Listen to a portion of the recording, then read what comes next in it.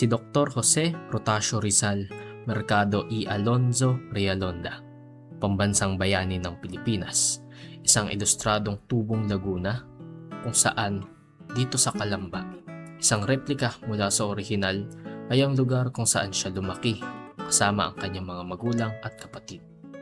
Tinayo sa mismong lupa, sa mismong yari at sa mismong arkitektura, ito ang bahay ni Rizal.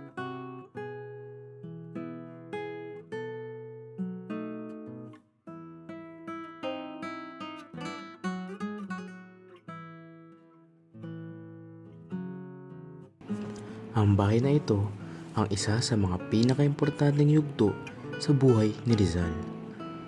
Dito sa bahay na ito, nasimulan ni Pepe ang kanyang ikaunang karanasan sa edukasyon.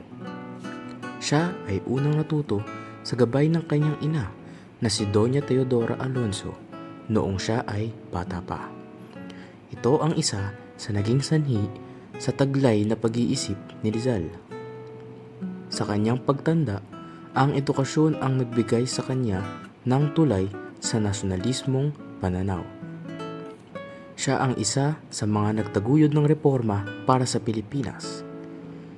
Siya ay namatay bilang martir sa Bagumbayan ika-30 ng Disyembre taong 1896 bilang martir, bilang Pilipino at higit sa lahat bilang bayani. Lahat ng ito ay nagsimula sa isang tahanan sa Pueblo de Calamba, probinsya ng Laguna.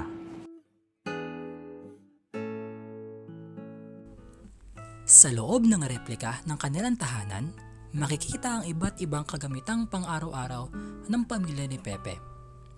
Sa unang palapag, ibinabahagi rito kung sino ang kanyang pamilya, ang kanyang ama, ina, at mga kapatid. Dito matatagpuan din ang estatwa na inirantulad kung paano tinuruan si Rizal ng kanyang ina. Sa ikalawang palapag ay makikita ang itsura ng kanilang mga silid. Ang silid ng mga anak na babae, ang silid ng mga anak na lalaki, at ang silid ng mga magulang. Dito rin ang kinalalagyan ng kanilang hapagkainan, isa para sa pamilya at isa para sa mga bisita. Kita rin ang kusina na naglalaman ng mga kasangkapang panluto. Kada silid ay naglalaman ng kani-kanilang mga pang-araw-araw na kagamitan. Mga kagamitan ng mga karaniwang may kayang Pilipino